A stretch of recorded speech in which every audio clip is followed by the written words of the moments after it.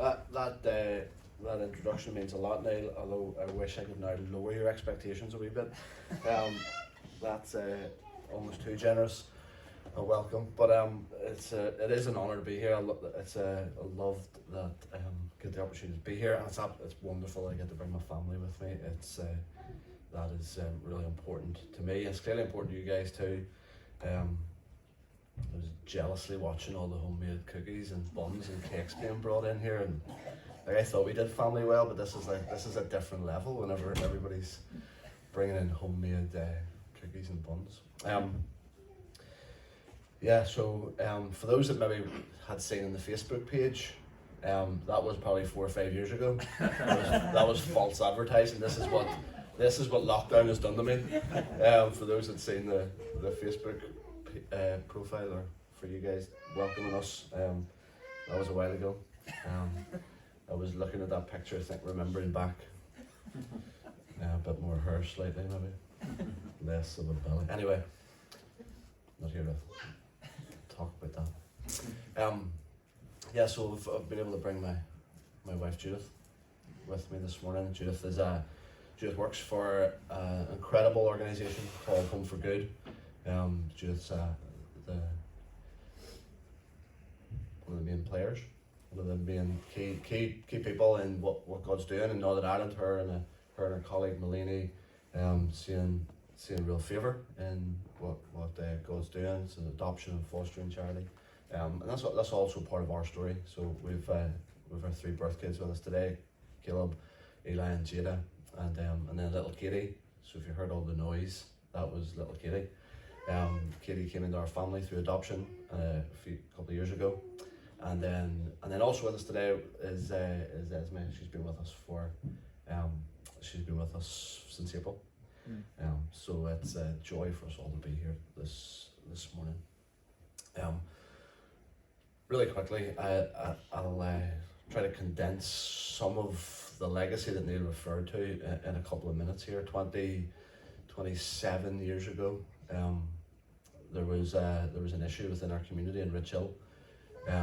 I couldn't believe that there would be an issue in Rich Hill, because Rich Hill, there's nowhere like it, centre of the universe, but there was, and so it was one of those occasions that everybody knew that something needed to be done, but who was willing to step forward to do it, I suppose. And so my dad had not much of a background in youth work or anything like that, but felt like he just wanted to go down to the park in Rich Hill and to sit with young men and women who just had found themselves with nothing to do, found themselves purposeless, almost a sense of hopelessness, and spent their weekends up to all sorts down at the park, you can imagine.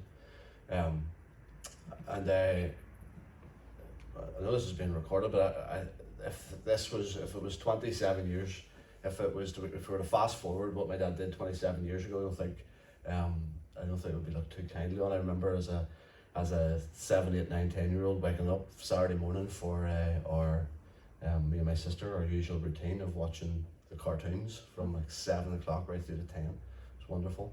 But we get so used to people lying on our floor who my dad had brought home, with nowhere to go and nowhere to turn to, and it's strange looking back, thinking how normal it became to step over like people flat out on their back while we stuck cartoons on as people sobered up. Just our lives, just like what we get used to, and I suppose that's just in some ways all we've known. Maybe not so much in a local context, but a number of years after, my dad and my mum set up a charity called Drop-In Ministries. Started off as an organisation to bless the young people of our village, and then I don't know how it happened, but it snowballed to opening charity shops all across Northern Ireland and having projects with the most broken, the most marginalised, the most vulnerable people across our world. And we've just got the opportunity just to have been caught up in that story for the last 25, 30 years. And sometimes you can I think I actually listened to Mark last night talking about this idea of like do it again, and sometimes you can almost get sucked into that a wee bit, or all that stuff that you did 25, 30 years ago, would you do it again? But actually, over the last 2 or 3, it feels like we're paving in a different way, a new way, and Yes. that is, and so we're still sort of straddling that. How do we still honour what's came? How do we still like really celebrate and honour what we've been a part of, what has grown and developed, but how do we sense and discern what the Lord is doing now? And so whenever they tells me to just sort of share the story where you're at, like some of the legacy, but we're still sort of holding the balance of all of those sort of things. I suppose that's to give a brief introduction to how the ministry and the church has got to where it is, but it's really sensing that actually there's something new and fresh that he's inviting us into, rather than actually you could just rest. Well, wasn't that good? Wasn't that amazing what happened all those years ago, and almost live off of that?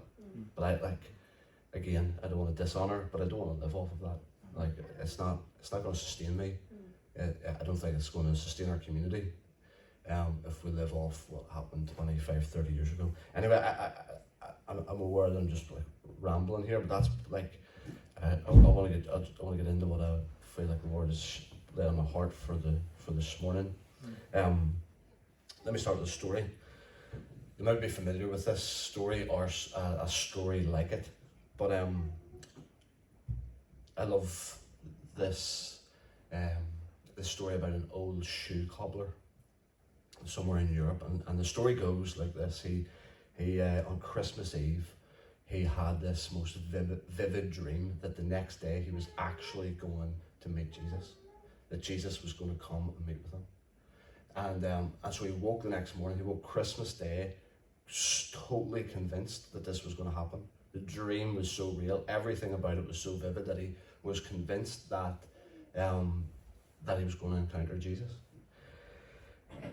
And so he's in his little shoe shop, and he looks outside and he sees a man who looks pretty desperate, down and out, and he welcomes him into his little shop, and his shoes are tattered, they're destroyed, there's holes in them, they're falling apart. And the old cobbler, he grabs a pair of new shoes from the shelf and takes the old man's old shoes off and puts the new ones on. And eventually he sends the old man on his way.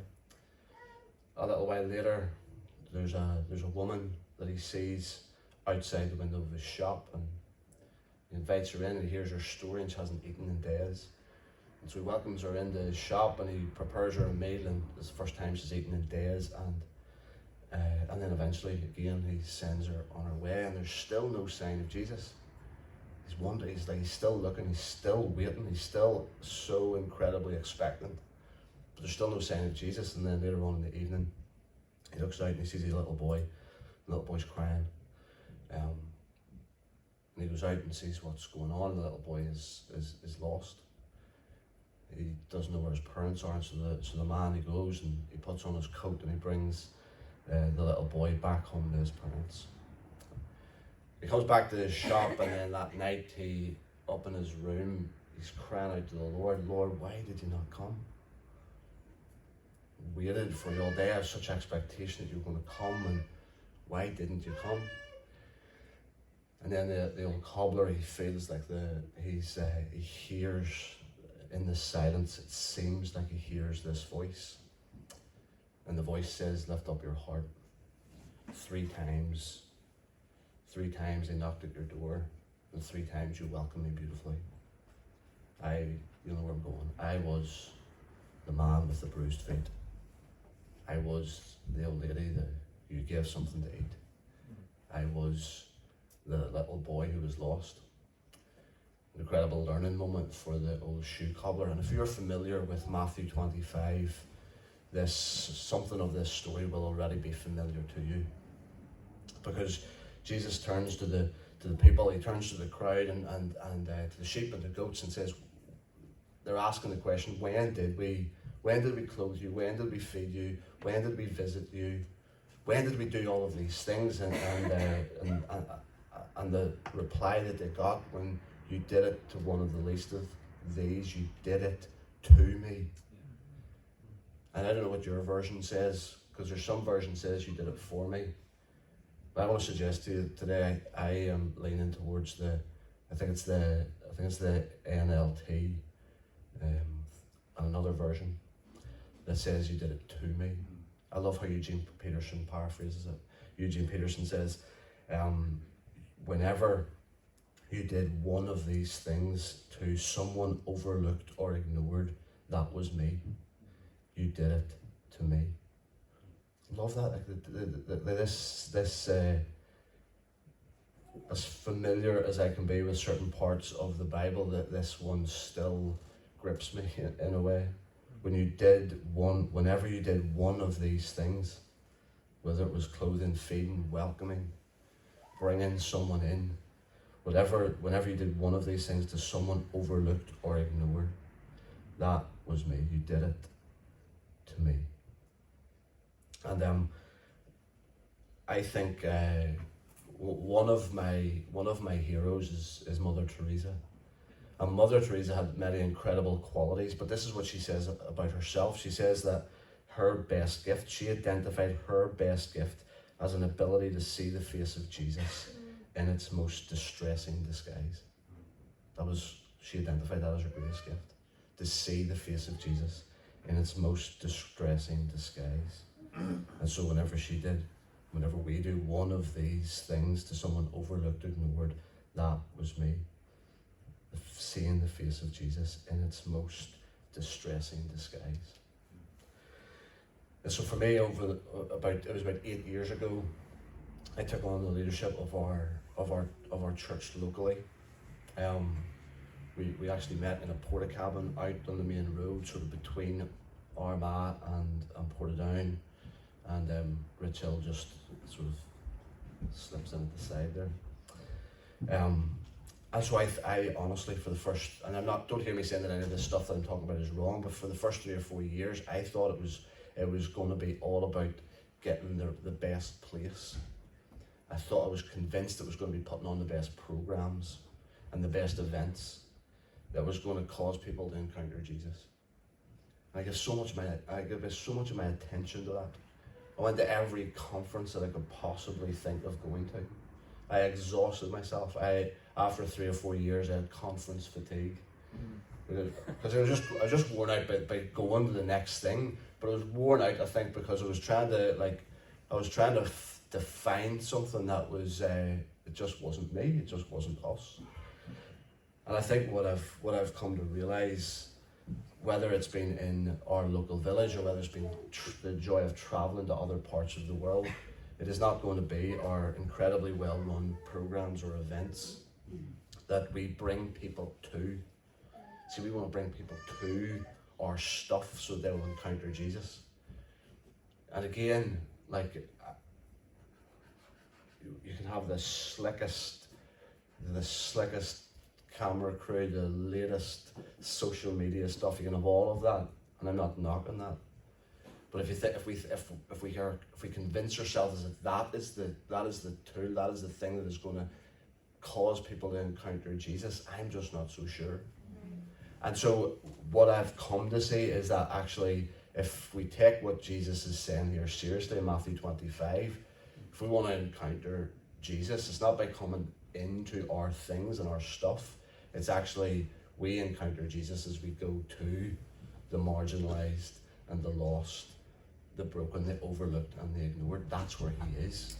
And as you go to them and as you serve them, as you partner with them, I think Jesus was saying, as you do that with the overlooked and the ignored, it's to me. You did it to me. And so for me, I know, as I've travelled to India, I've travelled to Burkina Faso, I know it's not by us putting on the best kids programs that we're going to cause these kids to encounter Jesus. It's by us going to the overlooked and ignored and we actually, we encounter Jesus, because that's where he's at. But as we do that, our responsibility is then to call out in this, whether it's an orphan child in the streets of Burkina Faso, or whether it's somebody that's just become a recluse in our society, in our local village, whatever it is, we remind them who they are. We call out the divine image-bearing nature that every one of us carry. We remind them that no matter who they are, that Jesus found them worthy enough to give his life for. And they're the two things that we'll always agree. There are so many things that we can disagree on with each other. And those things have probably been heightened over the last couple of years, but there's two things that we know. There are two judgments that you know for certain, no matter who you encounter today or throughout this week. And it's one, that they're made in the image of God. And secondly, that they were worth Jesus giving his life for. They're the two judgments that we can certainly have about everybody. And as we go and as we encounter Jesus in the marginalised and the broken and the lost, then we have this joy and this ability to call out the divine that is in them. Remind them that they were worth Jesus giving his life for.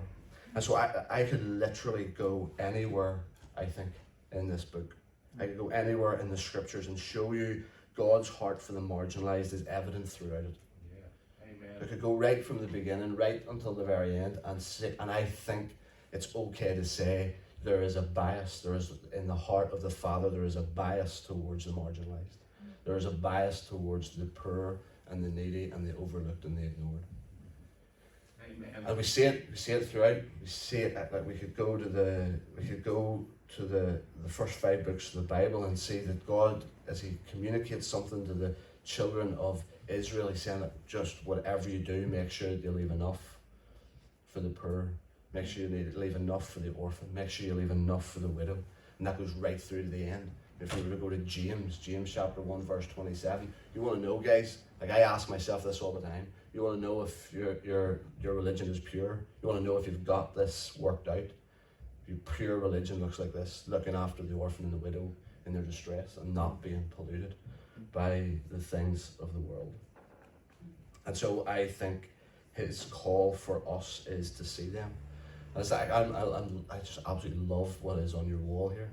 It feels like I'm already preaching to the choir. But I think his call is for us to see the marginalised, to see the poor, to see the brokenhearted, to see the captives, to see those who are bound.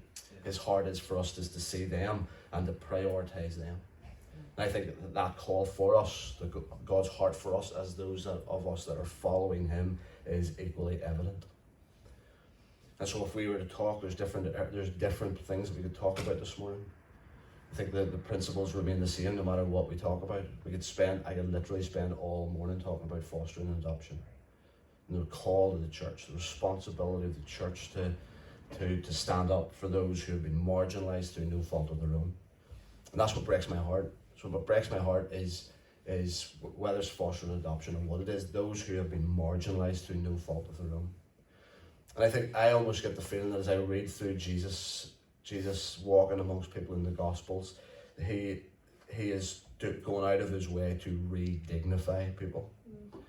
There is a re-dignifying by Jesus that I think is just taking place throughout the Gospel. And I'm asking Jesus all the time, Jesus, how can I re-dignify people who through no fault of their own have found themselves in a place where they're marginalised, where they're outcasts, where they're now other. So whether it's kids that have had to leave home, they're now other. They're in our schools and they're in our communities and they're others. And I could talk about my friend, and he's part of our church back home in Rich Hill, and part of his job is to make online as accessible for everybody. And he gets proper angry when he goes on to websites of big companies who are not considering the blind, the deaf, no consideration for them. And I'm guilty of this as I've listened to his story, and he's welcomed us into what his heart for this. You can no longer become indifferent to this. I can no longer say I'm ignorant of this, because it just wasn't in my head. I never thought about how it was for marginalised people to find the internet as accessible. But now our friend, he's doing whatever he can to give a voice to the voiceless. And those who have on the sidelines have been trying to say this is not accessible for me. I can't engage with this. I can't access this. Our friend is doing all that he can to give a voice to those who have no voice. He's empowering them. He's not come along and saying, this is what we're going to do for you. In partnership, in conversation, he's asking the question, what can we do?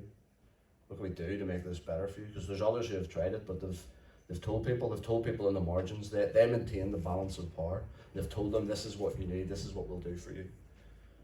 But nobody's asked those in the margins, nobody's asked those on the edges and the fringes for what is it that they want, what is it that they think would work better. And the challenge for us, whether it's in this arena or fostering and adoption, or anything, there's things I'm sure in your mind that you're thinking about right now when it comes to the marginalised, the broken, the hurting, the captives. I think for all of us, I think there's a challenge just to hold a better listening posture. I know for me, I'm just guilty of assuming too much. I'm guilty of coming across teenagers that have found themselves in our care system and assuming too much, passing judgment of why they're there, making all sorts of unfair judgments on teenagers and young people. I assume way too much. Those that are homeless, those that have whatever arena we consider those to be marginalised, we assume too much. I'm guilty of that. We become so indifferent when it doesn't affect us. I think if we were to take a bit more ownership of the people that Jesus clearly took ownership of, it would change something. It would change something in us. It would change something in our churches. Our churches would look different, and I'm believing that our communities would look different too. I was on a Zoom call this week, and there's a guy in the midst of it just threw out this line: "Once I see humanity in you, I will no longer treat you as another. I will no longer treat you as an outsider." That's what I've tried to do as best as I can at least within my little village. Once I see humanity in the woman who is incredibly grumpy every morning that I go into the shop to get my milk or to get my coffee, there's a part of me that just assumes too much. There's a part of me then that holds her at arm's length because I think that she should be doing this, or I think she should be treating me a certain way, or all of those things that get into your head. But once I see humanity in her, I no longer, not that I no longer, but in that moment, I don't treat her as an outsider, I don't treat her as another. I recognize that every one of us has a story. All behaviour makes sense. And so what we're discovering over the last probably couple of years, so as you're trying to navigate tricky seasons as we have all been doing. But what I've recognized is that the whole way through my church experience, I've been trying to do things for people. And there is a huge difference. In some ways, practically, but even in my head, there's a huge shift between doing stuff with people as opposed to doing stuff for them. And so as I think about our school, I spent so long trying to build really good relationship with our local school. And so, right, what can we do for you? Here's what we have available, what can we do for you? And there's stuff that we're able to do. See once there's that shift in sitting with the principal and sitting with other teachers whose heart is equally for the community, and you decide, what is it that we can do together? What can we do with one another for the sake of the flourishing of this place? Jeremiah 29 verse 7 has become almost 5, 6 and 7 has become really key for us. And so you find yourself in a place of exile, you find yourself in a place where maybe you're the minority, or whatever language you want to put around what being in exile now looks like for the people of God. The challenge still comes, and the challenge I think comes to us. We'll keep on building houses, keep on planting your gardens. Because in the flourishing of everything, everyone else, that's where you find your flourishing. And so often I've tried to find, as I think about my church and our church family, how can we flourish? So whenever you get this notion, so whenever you feel like God's spoken, said, actually, until they're flourishing out there, flourishing for you is going to be really difficult in here. So what would it look like? What would that look like to our community if we're flourishing, if everybody in here is flourishing and they're not? What does it say about the good news? The good news is supposed to be for the poor. The Spirit of the Lord, and look, the Spirit of the Lord was on Jesus to bring good news to the poor, to release captives, to set them free. And if it's only taking place within the four walls, what do the community outside look at? How is that good news for us? And so I have found a real freedom. I have found there is something shifting as we have begun to engage with other people within our community. What can we do together? We have made sure we're not, just in case you think, we know that there will be limits to how much you can do with, but we're not going to compromise. I know we're not going to compromise, but there is still a way for us to partner with other communities for the sake of the flourishing of us all, and we're seeing signs of that. And I think it's part of that shift of doing things with as opposed to just doing for. See, the balance of power stays with us. The balance of power stays with us, I think, when we do stuff for people. We maintain this position. And I think what Neil's brought from Matthew 20 is that runs counter-cultural to our idea of doing stuff for people. Because he came to serve, he came to lay down his life, give his life as a ransom for many. And I think there is a way that we serve those who are ignored and overlooked. And again, hear my heart in this. But we can serve them in such a way that we keep them where they are. I think there's a way of doing stuff with people that actually empowers the marginalised, empowers those that are on the fringes, that are on the outside. Yeah. And so that is really, really important. And I think I've probably seen that probably more on a global scale than maybe what we're seeing locally. We partner with people in India who have just for years have just received. And they've been grateful, and they're incredible people. I was on a call with them over the last number of weeks, and they're planting churches all over the place, and it's stunning. And but in some ways they've always been in that position of receiving, but over the last few years they've felt like in conversation with us that they wanted to bless what the Lord was doing in Burkina Faso in Africa. And so they've been able over months and months to gather up a few of their rupees and offer it to the marginalised and the poor and the orphan in Burkina. And it might be small money in comparison to what maybe we give in the West, but there's something so much more beautiful about it. And I have found that it's just empowered them. It's just empowered them. Actually, we're not just in this position of receiving. We have something to offer here too. We have something to offer to this wider family, or the ministry is called Drop-In. We have something wider to offer to the Drop-In family, and I've loved that.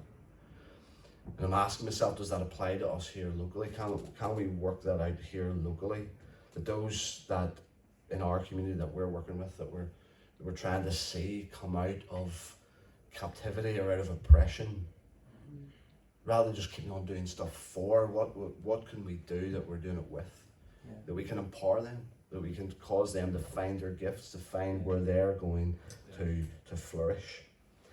And so one of the things for us, and it's been really difficult to do that over the last couple of years, but giving those on the margins a place at the table has been one of the most significant things, or the most significant ideas that we begin to see come to see.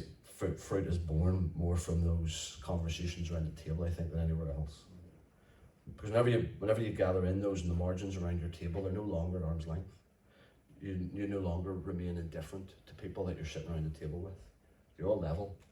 Like there's nobody in a place of power as you sit around the table. It's a great leveler, I have found.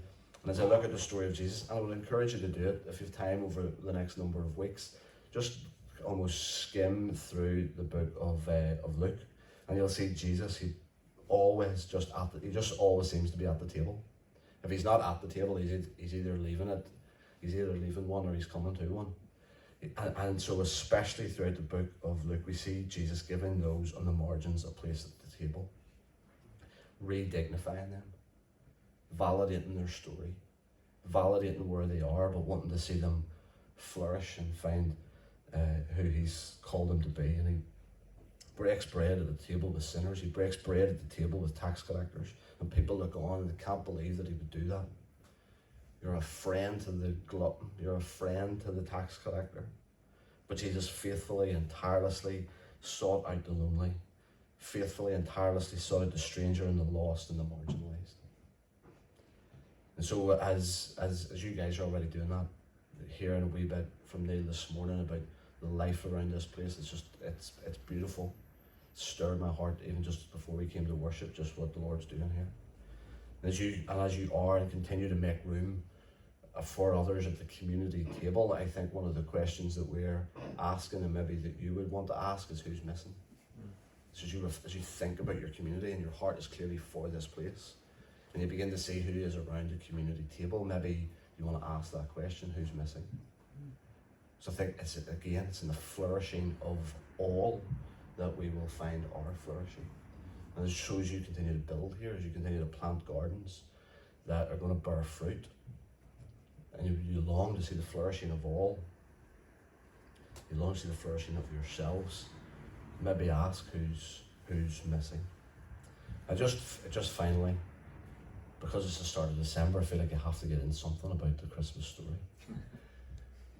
But it's because some of this is always in my head. And as I went back in and just at the start of Advent last week, considering again this Christmas story, and sometimes you think you know it all, and you've recited the verses that many times, you can repeat it without even thinking about it. But as I just thought about this idea of how we listen to the marginalised and the broken, and how we live with them, and how we welcome them round the table, I thought of the story of Jesus. I thought of obviously of his birth, and I thought of his life, and I thought of the story of his resurrection. And he seems to, right from the beginning of his life, entrust it to those that were marginalised, to those that were outcast and ignored. And I think of Mary and Joseph, this young couple from Nazareth. And so Nazareth was a place that was held in such low esteem. You'll remember, if you're familiar with the story in John 1, where, was it Nathanael asked, can anything good come from Nazareth? See, it was not well thought of. It was those that was dismissed. It was this rural little place out in the back sticks that nothing good can come from there.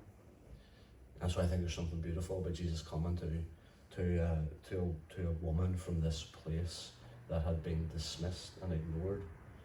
Nothing good can come from there. I think about the shepherds that had this encounter with the angelic host, and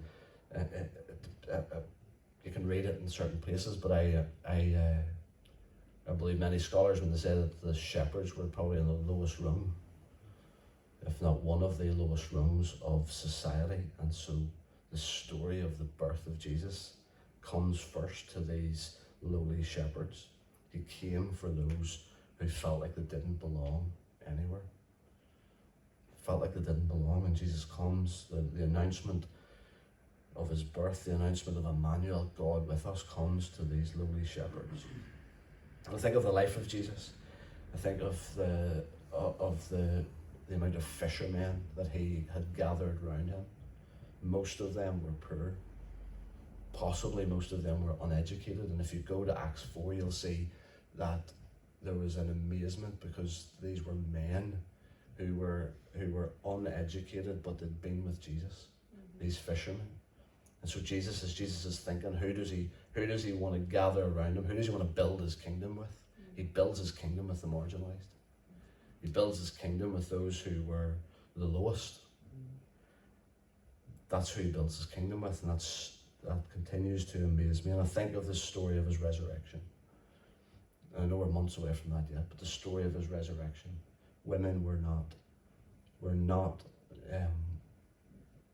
high up on the list of reputable people within society. I don't know how other way to say it. Trying to be nice. But Jesus encounters Mary, and it's Mary that goes and preaches this first Easter Sunday message. He entrusted the story of his resurrection to those that were marginalised, to those that were on the fringes. That's what he seemed to do the whole way through. And I know that you can come to the Bible with a certain bias in it, and you make it say what you want it to say. But for me anyway, I can't avoid it. When it comes to this, I can't avoid it. I don't feel like I'm coming with a certain bias. I feel like I'm coming with it. It's the heart of the Father. It's the life that Jesus lived, and it's how the Spirit would continue to inspire us today. And so I love the story of Mary's song in Luke chapter 1. That's what I'm just longing for. I'm almost longing that Mary's song would be some sort of prophetic declaration even today, 2,000 years later. When she said and acknowledged, you've seen the humble state of your servant. You've chosen me. You've lifted up the humble. You've filled the hungry. And so to all those oppressed and ignored and thought less of in society, Jesus brings good news. And I love that that's the story of Christmas, but I love it that it's the story of January and May and April and September and all of the months. So yeah. Is that right? Can I pray for you guys?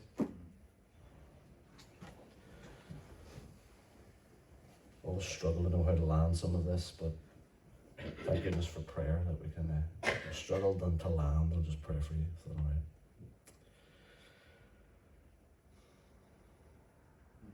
Yeah, Father, just reminded of that quote, how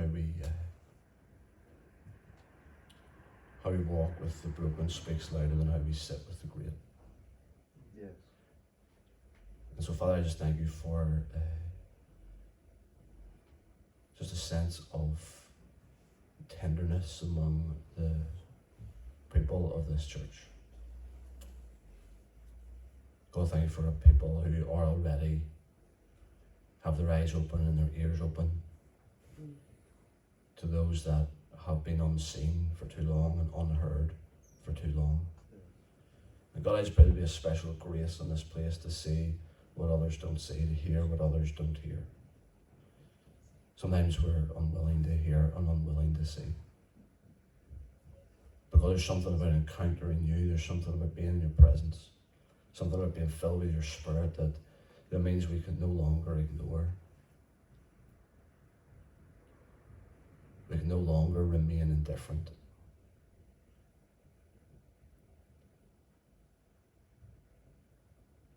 And so, Father, I pray that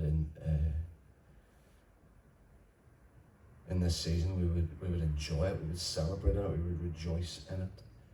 But there would be something about how we live, there would be something about how we react that would just run countercultural to the narrative around us. God, we would truly discover that it is more blessed to give than to receive. Mm-hmm. Father, I thank you for grace upon this community, this church, to extend the table, to make the table really big, and to be willing to ask those questions, who's missing? If I just pray this place would flourish as this community take their place within the public square, as they take their place rubbing shoulders with people. God, and as they walk with people, as they carry the burdens and the fears of those around them, God, that they would begin to see signs of life, signs of flourishing. So Father, I thank you for this people. I bless this people. Bless this time. Yes. In Jesus' name, amen.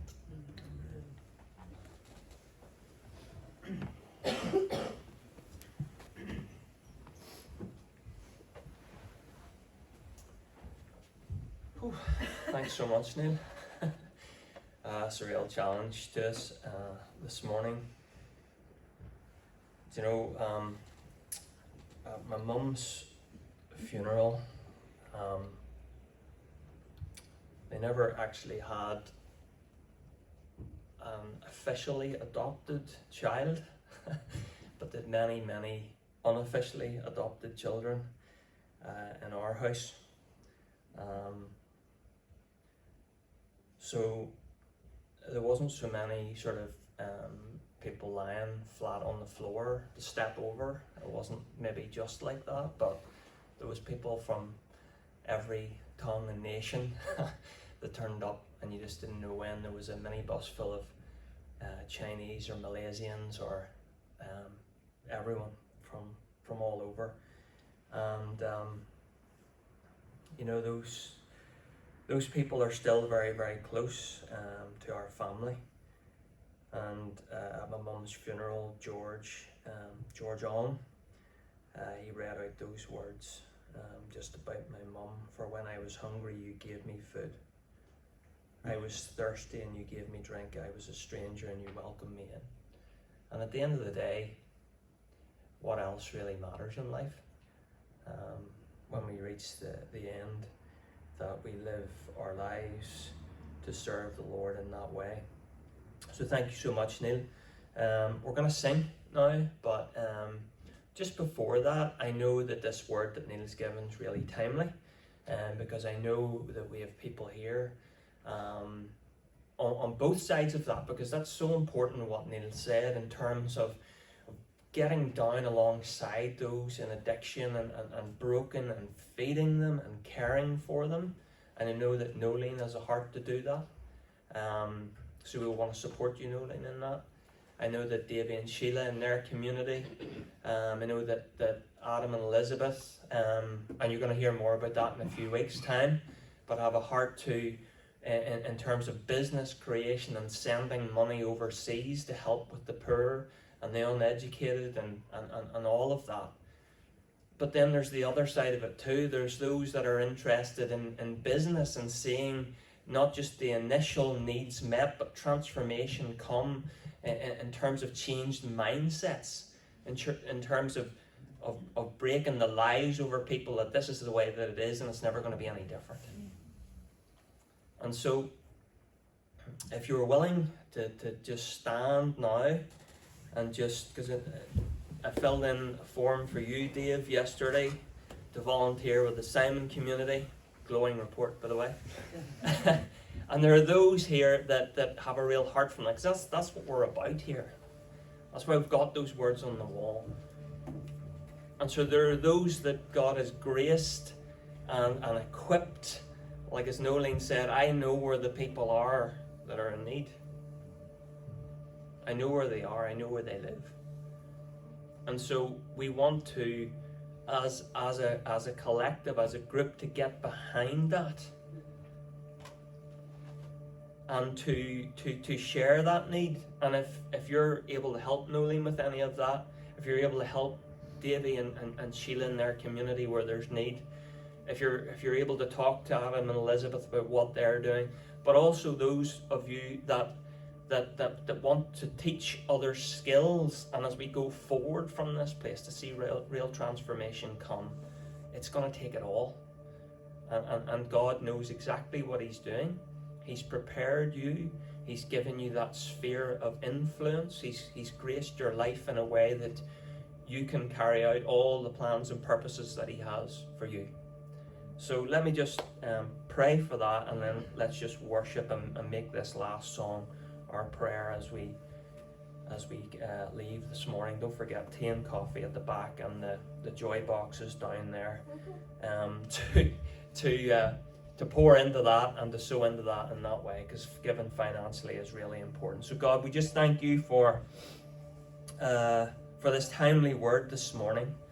We think of those that are in deep need in this town, and Lord, we know as we go there that that's exactly where you are at. And so we pray specifically this morning for Dave, for Adam and Elizabeth, for Nolene, for Davy and Sheila, and for anyone else that I've forgotten to mention that has a heart just to step into that place of brokenness. God, that you have prepared them for this. And God, we know that we're going to encounter you in that, as Neil shared with us this morning. And so God, help us to just lay down our lives to not be people that are served, but people that serve.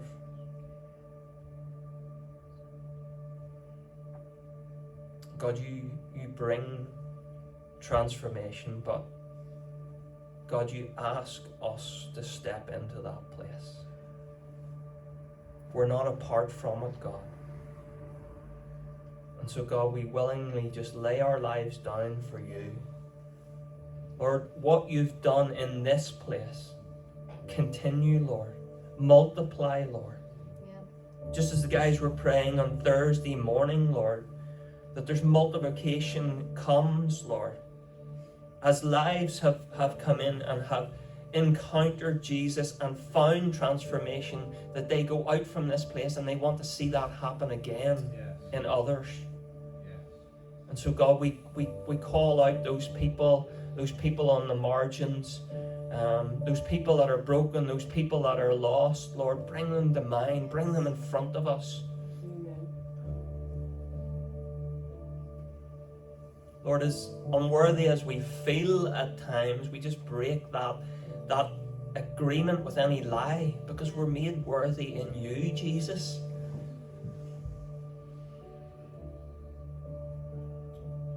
So God, we just want to be like the Apostle Paul that says, imitate me as I imitate Christ.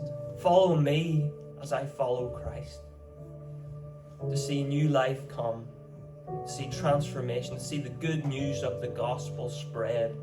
God, we celebrate and we bless Neil and Judith and the family. We thank you for their hearts. We thank you for what they have imparted to us this morning. In Jesus' name.